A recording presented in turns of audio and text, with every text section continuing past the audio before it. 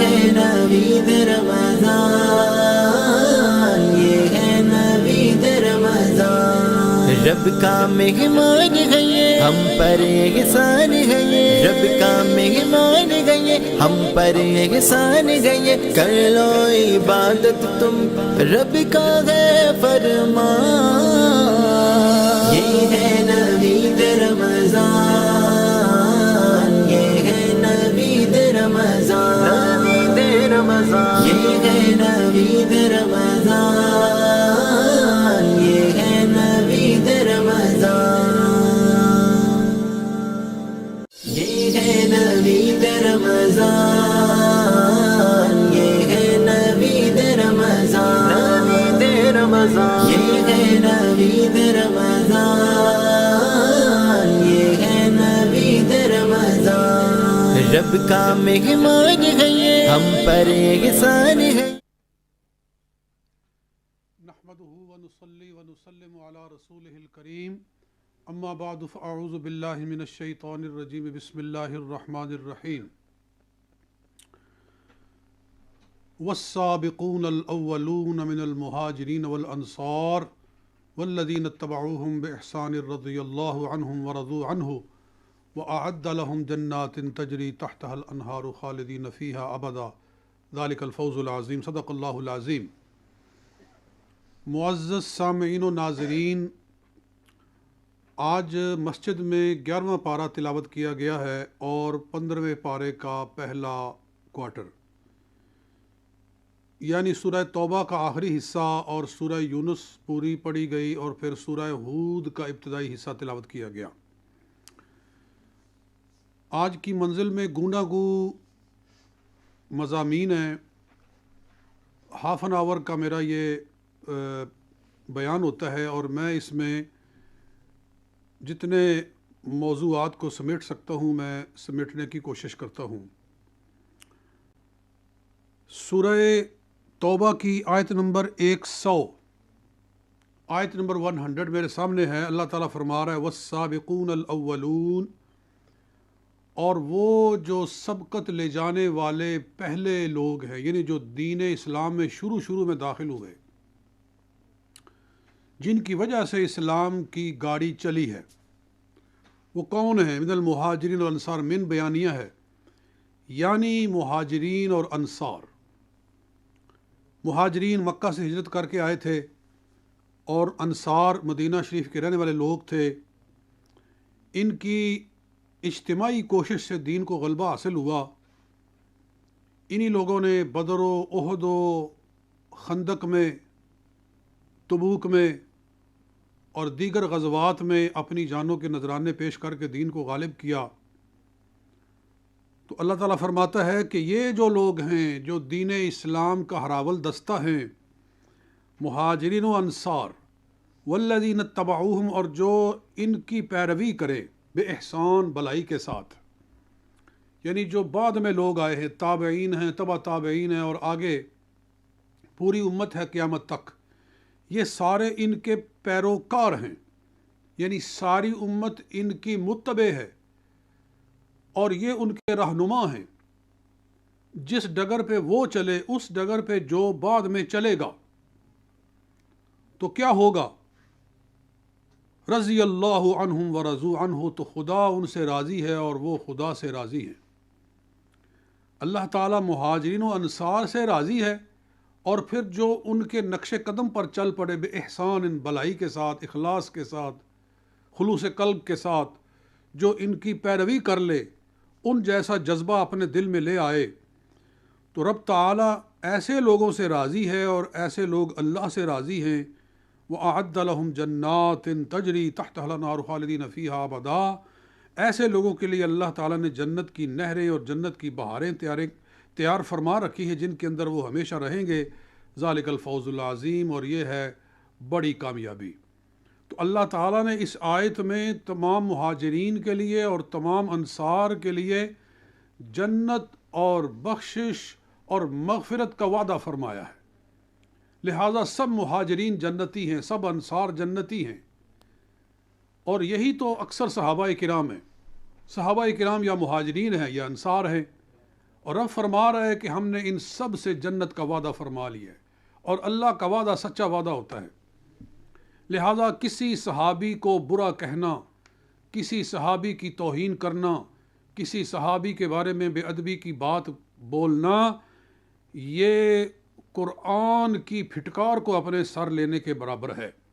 کوئی صحابی ہو، یعنی وہ حضرت عمر بن العاص ہوں، وہ حضرت امیر معاویہ ہوں، وہ ابو سفیان ہوں، وہ حضرت وحشی ہوں، کوئی صحابی، بہرحال جو صحابی ہے، کیونکہ رسول اللہ صلی اللہ علیہ وسلم نے بھی ارشاد فرمایا کہ لا تسبوا اصحابی، میرے صحابہ کو برا مت کہو، کسی صحابی کو برا نہ کہو، کسی صحابی کا مذاق نہ اڑاؤ، کسی صحابی کی تضحیک نہ کرو۔ فوالذی نفسی بیدہ، اس رب کی قسم جس کے قبضہ میں میری جان ہے، لو انفق احد منکم مثل احد ذہبا ما بلغ مد احدہم ولا نصیفہ، تم میں سے کوئی شخص اگر ایک مد جو خرچ کرے، یعنی 4 سیر صرف جو خرچ کرے، یا اس کا بھی آدھا خرچ کرے، تو وہ اتنا عظیم ہے خدا کے ہاں کہ اگر بعد والے لوگ احد پہاڑ کے برابر سونا خرچ کرے تو وہ صحابی کی ایک مد جو کا مقابلہ نہیں کر سکتے۔ لہٰذا ہمیں کسی صحابی کے بارے میں بد زبانی کرنے کی اجازت نہیں ہے۔ اور میں ایک اور بات کہوں کہ مہاجرین کے لیے جنت کا وعدہ، اور یاد رکھیے کہ حضرت صدیق اکبر، حضرت عمر فاروق، حضرت عثمان، حضرت مولا علی، یہ وہ ہیں جو سادات المہاجرین ہیں۔ یہ مہاجرین ہی نہیں بلکہ سرداران مہاجرین ہیں۔ یعنی کسی نے اپنے باپ کے ساتھ ہجرت کی، کسی نے اپنے دادا کے ساتھ ہجرت کی، کسی نے اپنے بھائی کے ساتھ ہجرت کی، اور جناب صدیق اکبر وہ ہیں جنہوں نے سید الانبیاء حبیب کبریا کے ساتھ ہجرت کی۔ ان کی ہجرت کا کیا کہنا۔ پھر حضرت فاروق اعظم ہیں، سب نے چھپ کے ہجرت کی، سب نے رات کے سناٹے میں ہجرت کی، سب نے کسی نہ کسی طریقے سے چھپ کے ہجرت کی، لیکن تنہا حضرت فاروق اعظم ہیں جنہوں نے ڈنکے کی چوٹ پر ہجرت کی، تلوار کو لہراتے ہوئے ہجرت کی۔ آپ آئے، آپ کی ہجرت کا واقعہ ابن عساکر نے لکھا ہے کہ آپ آئے اور آپ نے کعبہ شریف کا طواف کیا، اور وہاں کفار بیٹھے ہوئے تھے۔ آپ نے اپنا طواف مکمل کر کے ان کے قریب جا کے کہا کہ مت سمجھو کہ میں تمہارے ڈر سے مکہ چھوڑ رہا ہوں، میرا محبوب یہاں سے چلا گیا ہے تو اب مجھے جانا ہوگا۔ جب رسول پاک ہجرت کر گئے ہیں تو مجھے ہجرت کرنا ہوگی، اور اگر تم میں سے کسی کو یہ گمنڈ ہے کہ تمہارے خوف سے میں ہجرت کر رہا ہوں، تو جس نے اپنی بیوی کو یتیم جس نے اپنی بیوی کو بیوہ کرنا ہے اور جس نے اپنے بچوں کو یتیم کرنا ہے، وہ ذرا حرم سے باہر نکلے اور عمر کے ساتھ 2 ہاتھ کر کے دیکھ لے، سارے حساب چکا کے رکھ دوں گا۔ تو کسی کافر کو، کسی گیدڑ کو جرأت نہ ہوئی کہ خدا کے اس بپھرے ہوئے شیر کے سامنے آ کر کھڑا ہو۔ اس طرح انہوں نے اس دبدبے کے ساتھ ہجرت کی، اور عثمان غنی رضی اللہ تعالیٰ عنہ صاحب الہجرتین، وہ ایک ہجرت کے صاحب نہیں، 2 ہجرتوں کے صاحب ہیں۔ پہلے انہوں نے حبشہ کی طرف ہجرت کی، پھر انہوں نے مدینہ شریف کی طرف ہجرت کی، تو ان کی عظمت کا کیا مقابلہ ہو سکتا ہے۔ یہ سرداران مہاجرین ہیں، اور حضرت مولا علی مرتضیٰ رضی اللہ تعالیٰ عنہ، آپ حضور صلی اللہ علیہ وسلم کی اہل بیت کو لے کر ہجرت کر رہے ہیں۔ یعنی حضرت سودا رضی اللہ تعالیٰ عنہ، حضرت خاتون جنت رضی اللہ عنہ، اور حضرت فاطمہ بنت اسد جو والدہ تھی حضرت علی کی، حضور نے ان کی ڈیوٹی لگائی کہ تم نے میری امانتیں ادا کرنی ہے جو میرے پاس ہیں کفار کی، اور تم نے میری گھر والی اور جو خواتین ہیں ان کو لے کر ہجرت کرنی ہے۔ تو اس شان سے جناب حیدر کرار نے ہجرت کی۔ تو یہ لوگ سرداران مہاجرین ہیں، اور اللہ تعالیٰ سب مہاجروں سے جنت کا وعدہ کر رہا ہے، اور جو سردار ہیں مہاجروں کے ان کی جنت کا کیا کہنا اور ان کی بخشش اور مغفرت کا کیا کہنا۔ تو کیا بد نصیبی ہے ان لوگوں کی کہ جو جب بولتے ہیں تو صدیق اکبر پر، حضرت فاروق اعظم پر، حضرت عثمان غنی پر حرف گیری کیے بغیر ان کی روٹی ہضم نہیں ہوتی۔ تو پھر خود ہی سوچ لیں ان کا قرآن سے تعلق کیا بنتا ہے۔ یہ چیز بیان ہوئی ہے۔ اور آگے اللہ تعالیٰ نے ایک توبہ کا واقعہ بیان فرمایا، اسی لیے سورت کا نام ہے سورہ توبہ۔ یعنی غزوہ تبوک کا چونکہ ذکر ہوا ہے اس پوری سورت کے اندر، سورہ توبہ کے اندر اکثر و بیشتر غزوہ تبوک کے حالات بیان کیے گئے ہیں۔ غزوہ تبوک میں ایک بات یہ بھی ہوئی کہ چونکہ حکم یہ تھا کہ کسی آدمی کو سوائے معذورین کے اور نابیناؤں کے اور کسی کو اس جنگ میں عدم شرکت کی اجازت نہیں ہے، لہٰذا ہر کوئی نکلا، مگر صحابہ کرام میں سے 3 آدمی وہ تھے جو کسی وجہ سے نہ جا سکے۔ منافقین نے تو جانا ہی نہیں تھا، وہ تو نہیں گئے، منافق گئے ہی نہیں، ان سے کوئی دار و گیر کی ہی نہیں گئی، اور ان کو کچھ بھی نہیں کہا گیا کہ نہیں گئے ہیں تو جانا ہی نہیں تھا، تھے ہی منافق، تو دفع کرو، ان کے بارے میں بات کرنے کی ضرورت ہی کیا ہے۔ لیکن 3 وہ تھے جو مخلص صحابہ تھے، واقعتاً عاشقان مصطفیٰ صلی اللہ علیہ وسلم تھے، لیکن جنگ میں جا نہ سکے۔ ایک حضرت کعب بن مالک رضی اللہ تعالیٰ عنہ تھے، اور ایک حضرت ہلال بن مرہ رضی اللہ تعالیٰ عنہ تھے، اور ایک حضرت امیہ زمری رضی اللہ تعالیٰ عنہ تھے۔ یہ 3 صحابہ کرام تھے، یہ نہ جا سکے۔ تو انہوں نے جب حضور واپس آئے تو حاضر ہو کر عرض کیا، یا رسول اللہ، ہم سچ بولتے ہیں کہ بس ہم سے سستی ہوگی، ہم کہہ رہے تھے کہ ہم آج چلے جائیں گے، کل چلے جائیں گے، لہٰذا ہم سستی کی وجہ سے نہیں جا سکے، اس لیے ہماری توبہ قبول کی جائے۔ تو حضور علیہ الصلوۃ والسلام نے فرمایا، جب اللہ تعالیٰ حکم دے گا تو تمہاری توبہ قبول ہوگی۔ چنانچہ پورے 50 دن انتظار کیا گیا، اور حضور علیہ الصلوۃ والسلام نے لوگوں کو ان سے گفتگو کرنے سے منع کر دیا۔ چنانچہ یہ تنہا رہ گئے، ان کو ایک طرح سے یہ پنشمنٹ دی گئی کہ دین کے کام میں سستی کی اجازت نہیں ہے۔ جب حکم خدا و مصطفیٰ آ گیا ہے کہ تم نے ہجرت کرنی ہے تو پھر سستی کو قریب آنے دینا ہی نہیں، تاکہ آئندہ یہ ایک اصول بن جائے۔ بہرحال 50 دن کے بعد ان کے لیے توبہ نازل ہوئی، اور اب تعالیٰ نے ارشاد فرمایا، وَعَلَى الثَّلَاثَةِ الَّذِينَ خُلِّفُوا، اور وہ 3 آدمی جو پیچھے رہ گئے تھے، حَتَّى إِذَا ضَاقَتْ عَلَيْهِمُ الْأَرْضُ بِمَا رَحُبَتْ، ان پر زمین کشادہ ہونے کے باوجود تنگ ہو گئی، وَضَاقَتْ عَلَيْهِمْ أَنفُسُهُمْ، ان کے دل ان کے اوپر تنگ ہو گئے، وَظَنُّوا أَن لَّا مَلْجَأَ مِنَ اللَّهِ إِلَّا إِلَيْهِ، ان کو یقین ہو گیا کہ اللہ سے بھاگ کر کوئی جائے پناہ نہیں ہے سوائے اللہ کی ذات کے۔ ثُمَّ تَابَ عَلَيْهِمْ، پھر اللہ نے ان کی توبہ قبول فرمائی، لِيَتُوبُوا، تاکہ وہ رجوع لائیں، إِنَّ اللَّهَ هُوَ التَّوَّابُ الرَّحِيمُ۔ تو یہ ان 3 صحابہ کرام کی توبہ کے بارے میں یہ آیت نازل، اس لیے سورت کا نام ہی سورہ توبہ رکھا گیا ہے۔ تو اس میں گویا یہ بھی سبق ملا کہ توبہ اللہ کو پسند ہے، اور یہ بھی کہ سچائی اللہ کو پسند ہے۔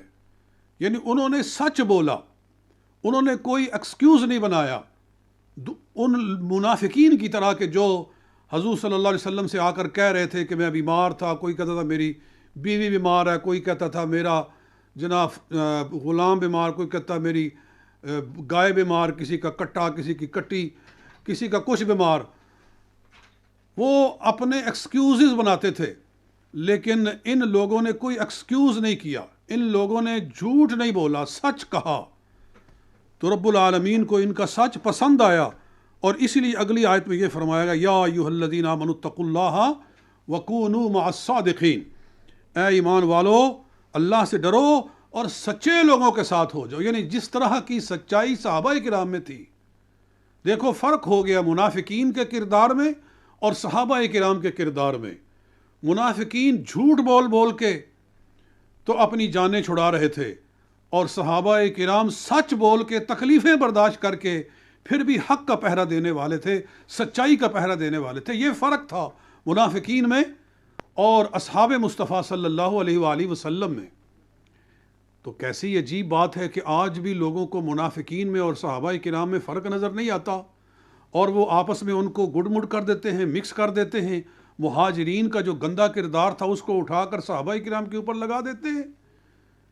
تو خدا کا خوف نہیں ہے، قرآن کی سمجھ نہیں ہے، قرآن کیا فرما رہا ہے؟ یہ چیزیں یہاں بیان ہوئی ہیں۔ اور اس سورہ توبہ کے آخر میں اللہ تعالیٰ نے عظمت مصطفیٰ صلی اللہ علیہ وسلم کا بھی پہلو اجاگر فرمایا ہے، لَقَدْ جَاءَكُمْ رَسُولٌ مِّنْ أَنفُسِكُمْ، اے لوگو تمہارے پاس عظیم رسول آ گیا ہے۔ یہ ہے ذکر آمد مصطفیٰ۔ آج ہم جلسے کرتے ہیں ربیع الاول میں، جلسہ آمد مصطفیٰ، جشن آمد مصطفیٰ، تو اللہ تعالیٰ بھی اپنے محبوب کی آمد کا ذکر کرتا ہے جا بجا قرآن پاک میں۔ میرا محبوب کیا شان لے کر جلوہ گر ہوا ہے، فرمایا لقد جاءکم، تمہارے پاس آ گیا ہے، تمہارے پاس۔ یہاں سے عمومیت رسالت مصطفیٰ بھی معلوم ہو رہی ہے۔ اللہ تعالیٰ نے جو کم کہا ہے کہ تمہارے پاس، تو اس سے صرف مکے والے مراد نہیں ہیں، صرف مدینہ والے مراد نہیں ہیں، صرف عرب والے مراد نہیں ہیں، بلکہ قیامت تک جتنی خدا کی پیدا کی ہوئی انسانیت ہے سب اس میں شامل ہیں۔ لقد جاءکم، تم سب کے پاس رسول آ گیا ہے، یعنی جب یہ آ گیا ہے تو اب کسی اور کی حاجت ہی نہیں رہ گئی ہے۔ رسول، بڑی شان والا رسول ہے، یہ تنوین تعظیم ہے۔ من انفسکم، وہ تمہیں میں سے ہے۔ عزیز علیہ ما عنتم، تم اگر کسی مشکل میں پڑو تو میرا محبوب بے قرار ہو جاتا ہے، تم کسی تکلیف میں پڑو تو میرے محبوب کو تمہارا تکلیف میں پڑنا گوارا نہیں ہے۔ حریص علیکم، وہ تمہاری بخشش کے لیے بڑا ہی حریص ہے، ساری ساری راتیں جاگ کر تمہاری بخشش کی دعائیں کرتا ہے۔ وہ چاہتا ہے کہ میرا ایک امتی بھی دوزخ میں نہ جائے۔ بالمؤمنین رؤوف الرحیم، اور مومنوں کے لیے وہ بڑا ہی مہربان ہے اور بہت ہی شفقت فرمانے والا ہے۔ یعنی اس آیت میں حضور صلی اللہ علیہ وسلم کی کتنی ہی نعتیں فرمائی گئی ہیں۔ جاءکم، آ گیا تمہارے پاس، یعنی عمومیت رسالت بھی بیان ہو گئی۔ رسول، ایسا رسول، دیکھو پہلے بھی رسول آئے مگر ان کو لفظ رسول سے نہ یاد کیا گیا، اور حضور علیہ الصلوۃ والسلام کو جب بھی ذکر کیا گیا رسول ہی کے نام سے یاد کیا گیا، اور پھر ان کی رحمت مومنوں کے لیے بیان فرمائی گئی۔ بہرحال یہ آیہ مبارکہ سرکار دو عالم صلی اللہ علیہ وسلم کی عظمتوں کو بیان فرماتی ہے۔ میں مزید تھوڑا سا آگے بڑھتا ہوں۔ قرآن کا غیر مبدل ہونا، کہ قرآن میں کوئی تبدیلی نہیں ہے، قرآن میں کوئی تغیر نہیں ہے، قرآن کی زبر زیر کو کوئی تبدیل نہیں کر سکتا۔ فرمایا سورہ یونس کی آیت نمبر 15 میں، فرمایا کفار کہتے ہیں، قال الذین لا یرجون وَإِذَا تُتْلَىٰ عَلَيْهِمْ آیاتُنَا بَيِّنَاتٍ، جب ان پر اللہ کی واضح آیتیں پڑھی جاتی ہیں تو وہ لوگ جو ہماری ملاقات کی امید نہیں رکھتے، یعنی کفار، وہ کہتے ہیں ائت بقرآن غیر ھذا، اے محمد صلی اللہ علیہ وسلم آپ کوئی اور کتاب لے کر آئیں، یہ نہ لائیں، او بدلہ، یا اس میں ہی کچھ تبدیلی کر دیں۔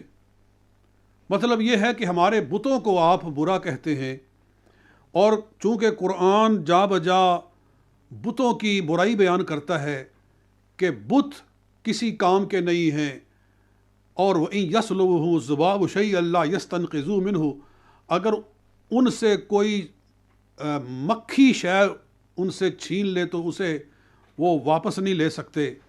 وہ کیا کیا کرتے تھے، اپنے بتوں کو ہر سال پینٹ کیا کرتے تھے، اپنے رب کو پینٹ کرتے تھے۔ واہ، یعنی وہ ہر سال جو ان کے جھوٹے معبود تھے وہ ان کی نئی پالش کرتے تھے، تو جب نئی پالش ہوتی تھی تو مکھیاں آ کر بیٹھ جاتی پالش کے اوپر اور وہاں سے ان کی پالش کو خراب کر دیتی۔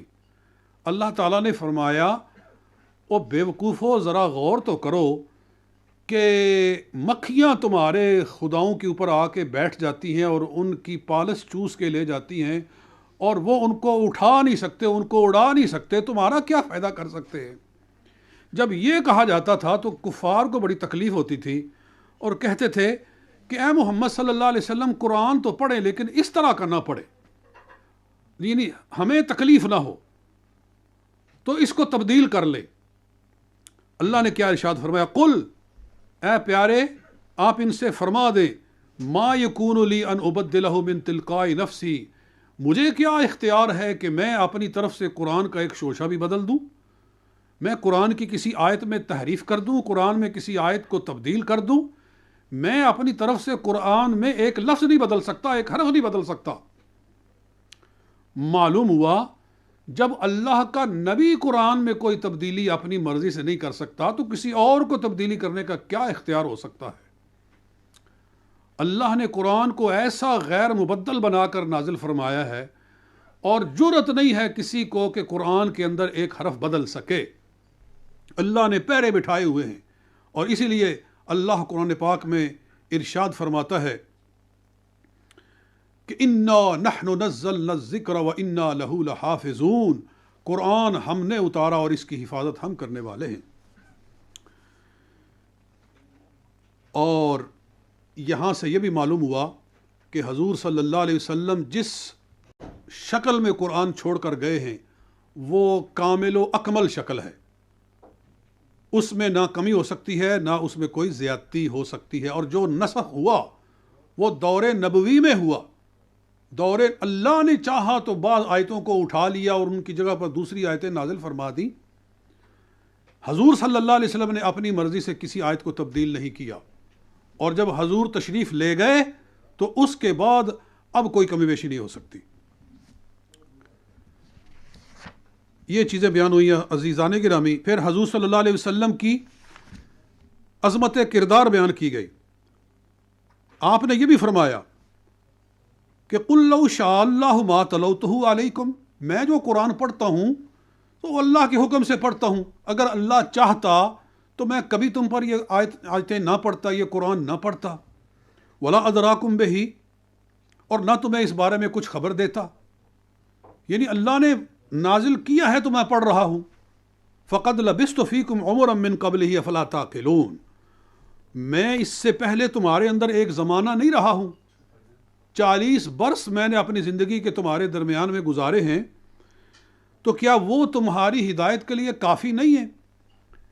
مطلب یہ ہے کہ کبھی تم نے مجھے اپنی طرف سے کوئی دعوے کرتا ہوا دیکھا کہ میں یہ کرتا ہوں، میں وہ کرتا ہوں، میری یہ شان ہے، میری یہ شان ہے؟ کبھی میں نے اس سے پہلے کبھی تمہارے سامنے کوئی اپنی نبوت کا، اپنی سرداری کا، اپنی بڑائی کا کوئی اظہار کیا تھا؟ کبھی میں نے تمہارے سامنے کوئی اپنی طرف سے باتیں بنائی تھی؟ میری زندگی میں تم نے کبھی جھوٹ دیکھا تھا؟ میری زندگی میں کبھی تم نے وعدہ خلافی دیکھی تھی؟ جب کوئی میرے ایک لمحہ زندگی پر تم ہاتھ نہیں رکھ سکتے ہو تو پھر آج میں جو کہہ رہا ہوں وہ کیسے جھوٹا ہو گیا ہے، وہ کیسے غلط ہو سکتا ہے؟ یعنی حضور علیہ الصلاۃ والسلام ایسے سچے ہیں، ایسے صادق الوعد ہیں، ایسے آپ روشن کردار والے ہیں کہ حضور نے اپنی سچائی کے لیے اپنی ہی سیرت کو پیش فرمایا۔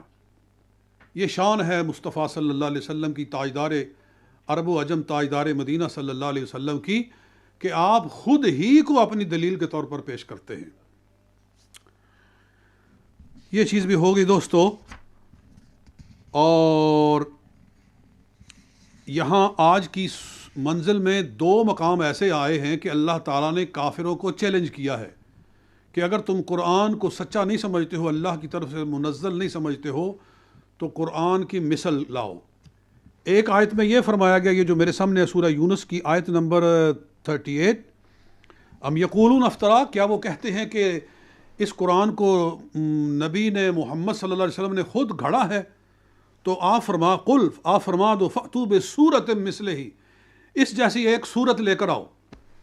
اور آگے 12ویں سپارے میں فرمایا گیا ہے بالکل شروع کے اندر کہ فرمایا ام یقولون افطرا، کہتے ہیں کہ اس نے خود گھڑا ہے. قل فأتوا بعشر سور مثلہ، اس جیسی 10 صورتیں لاؤ. پہلے یہ نازل ہوا کہ 10 صورتیں لاؤ، تو 10 صورتیں نہ لا سکے تو پھر اللہ نے فرمایا کہ چلو ایک صورت لاؤ. بلکہ اس سے بھی پہلے فرمایا گیا تھا کہ قرآن جیسا قرآن لاؤ، قرآن جیسی کتاب لاؤ. کتاب کون لاتا؟ تو فرمایا کہ 10 صورتیں لاؤ. پھر 10 صورتیں نہ لا سکے تو فرمایا کہ چلو ایک صورت لاؤ، چھوٹی سی چھوٹی صورت لاؤ. لیکن اس کی بھی مثال نہ لا سکے تو معلوم ہوا کہ قرآن کی مثل لائی ہی نہیں جا سکتی. قرآن کی مثل ایک سطر نہیں بنائی جا سکتی، قرآن کی مثل ایک جملہ نہیں بنایا جا سکتا. یہ اس کے معجزہ ہونے کی سب سے بڑی دلیل ہے. اور پھر اللہ تعالیٰ اولیاء اللہ کی شان بیان فرماتا ہے کہ اولیاء اللہ کی کیا شان ہے. فرمایا الا ان اولیاء اللہ لا خوف علیہم ولا هم یحزنون، کہ جو اللہ کے دوست ہیں لا خوف علیہم، ان پر کوئی ڈر نہیں کسی کا، یعنی اللہ کے سوا کسی سے ڈرتے نہیں ہیں. ولا هم یحزنون، اور وہ غمزدہ نہیں ہوں گے روز قیامت. یحزنون یہ مضارع کا صیغہ ہے جس میں استقبال کا مادہ ہے، یعنی قیامت کے دن جب سب گھبرا رہے ہوں گے اس وقت جو اللہ کے دوست ہوں گے وہ نہیں گھبرائیں گے، بلکہ وہ گھبرائے ہوئوں کو تسلی دیں گے، شفاعت کر کے ان کو بخشوائیں گے. یہ ان کی شان ہے. تو بڑی نشانی اللہ کے دوستوں کی کیا بیان فرمائی گئی کہ ان کو رب کے سوا کسی کا خوف نہیں ہوتا. اور آپ اولیاء کاملین کی سیرتیں پڑھ کے دیکھ لیں، امام اعظم ابو حنیفہ کا کردار دیکھ لیں، امام احمد بن حنبل کا کردار دیکھ لیں، حضرت امام مالک کا کردار دیکھ لیں. یہ ہیں اولیاء اللہ. اگر دیکھنے ہیں کہ سچے اولیاء اللہ کون ہوتے ہیں تو رب فرماتے ہیں یہ وہ لوگ ہوتے ہیں جو بڑے بڑے بادشاہوں کی آنکھوں میں آنکھیں ڈال کر کلمہ حق ادا کرتے ہیں. ان کو ڈر نہیں ہوتا کسی کا. لا خوف علیہم، یہ ان کی شان بیان فرمائی گئی ہے. اور جو ڈرپوک ہوں، جو حق کہنے سے ڈرے، حق کہنے سے شرمائیں، اپنے مفادات کے تحفظ کے لیے حق کو چھپا دیں اور حق کے لیے قربانی دینے کے لیے جذبہ ان کے دل میں نہ ہو، تو ایسے لوگ اولیاء اللہ نہیں ہو سکتے. حضرت امام اعظم ابو حنیفہ رحمۃ اللہ تعالی علیہ، آپ کے زمانے میں جب اہل بیت کا قتل عام شروع ہوا تو آپ نے اور حضرت امام مالک نے مل کے یہ فتویٰ دیا کہ جو حاکم وقت ہے، ظالم ہے، غاصب ہے، دشمن ہے اہل بیت کا، اس کی اطاعت جائز نہیں ہے. تو پھر آپ کو قید کر دیا گیا اور قید میں آپ کو زہر دے کے شہید کیا گیا، مگر آپ نے باطل کے سامنے سر نہیں جھکایا، ظالم کے سامنے سر نہیں جھکایا. یہ ہیں اولیاء اللہ. حضرت امام احمد بن حنبل نے کہا کہ قرآن مخلوق نہیں ہے، قرآن صفت خدا ہے، یہ غیر مخلوق ہے. بادشاہ کہتا تھا کہ قرآن مخلوق ہے، آپ کا فتویٰ تھا کہ قرآن غیر مخلوق ہے. آپ کو بازار میں کھڑے کر کے کوڑے مارے گئے اور ہر ستم ان پہ روا رکھا گیا، مگر انہوں نے ظالم کے سامنے سر جھکانے سے انکار کر دیا. تو یہ ہیں وہ اولیاء اللہ جن کے رب فرماتا ہے لا خوف علیہم، ان کو کوئی خوف نہیں ہے. حضرت مجدد الفسانی کا کردار دیکھو، داتا علی حجویری کا کردار دیکھو، اور اسی طرح ہر زمانے کے اندر ایسے ایسے لوگ آئے ہیں جنہوں نے نمرودی اور شدادی قوتوں کے سامنے کلمہ حق کہا اور ہر ظلم برداشت کر لیا، مگر ڈٹے رہے حق کے اوپر. ایسے ہی لوگوں کے بارے میں رب فرما رہا ہے کہ لا خوف علیہم ولا هم یحزنون الذین آمنوا وکانوا یتقون. یہ ایمان والے اور تقوی والے ہیں، ان کی شان یہ ہے لہم البشریٰ فی الحیات الدنیا وفی الآخرہ، ان کے لیے بشارت ہے دنیا میں اور آخرت میں. لا تبدیل لکلمات اللہ، اللہ کے کلمات بدل نہیں سکتے. ذالک هو الفوز العظیم، یہ ہے عظیم الشان کامیابی جو ان لوگوں نے حاصل کی. اور یہاں ایک اور جو اولیاء اللہ کی نشانی بیان کی گئی ہے، وہ کیا؟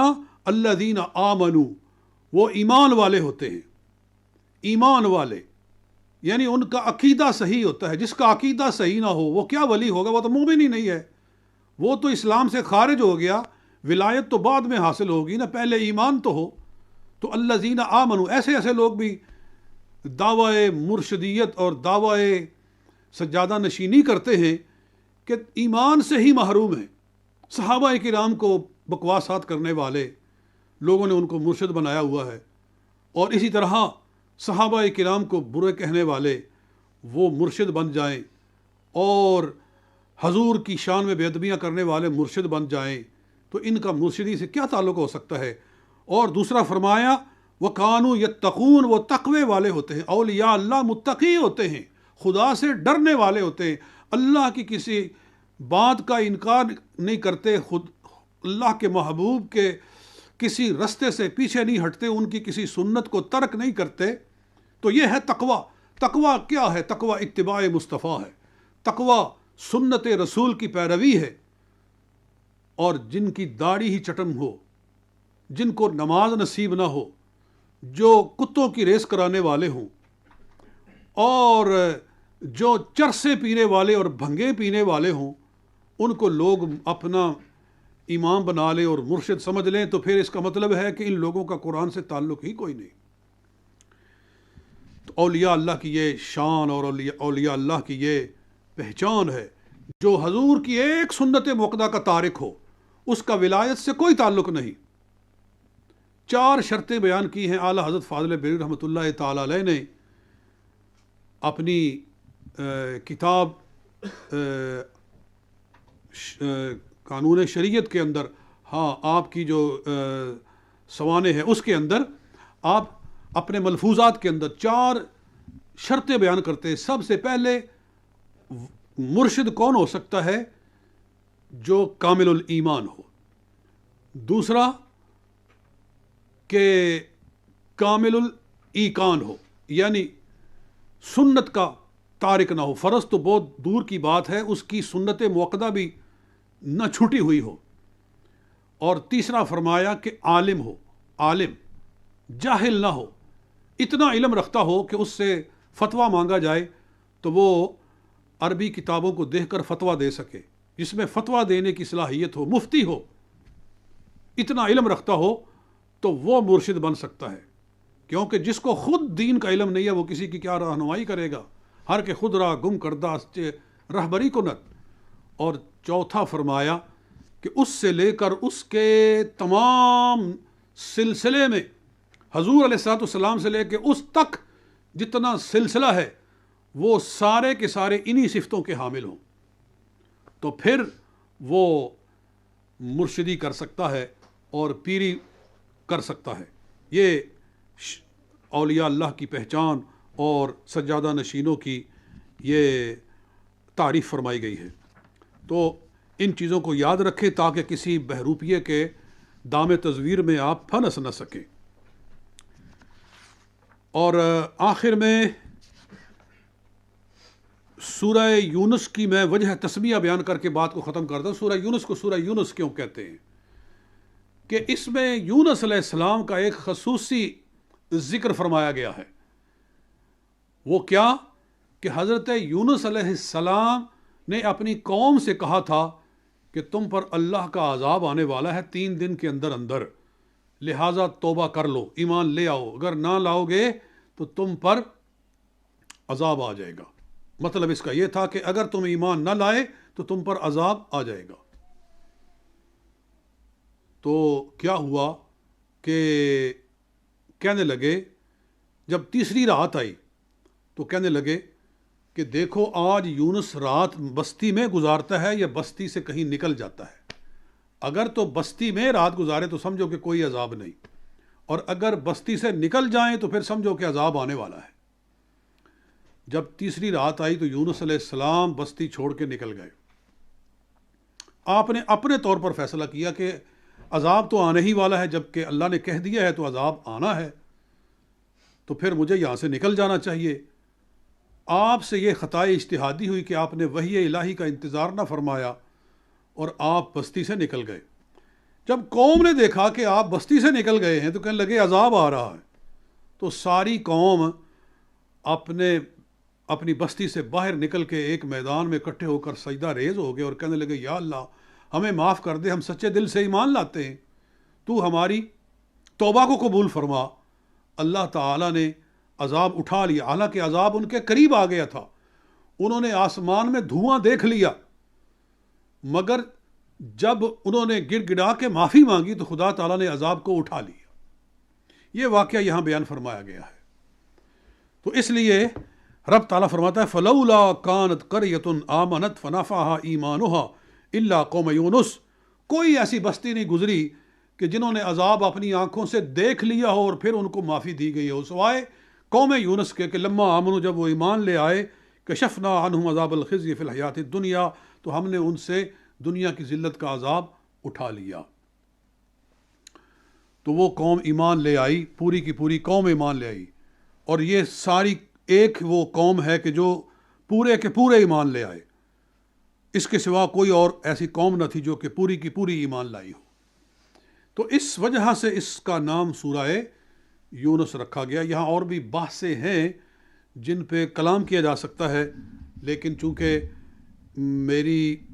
چونکہ یہ بیان کا سلسلہ ہی قریباً اتنا ہی ہوتا ہے، جو کچھ کہا میں نے، رب العالمین اس کو قبول و منظور فرمائے، اور انہی الفاظ پہ اکتفا ہے۔ وآخر دعوانا ان الحمد للہ رب العالمین۔ یہ ہے نوید رمضان،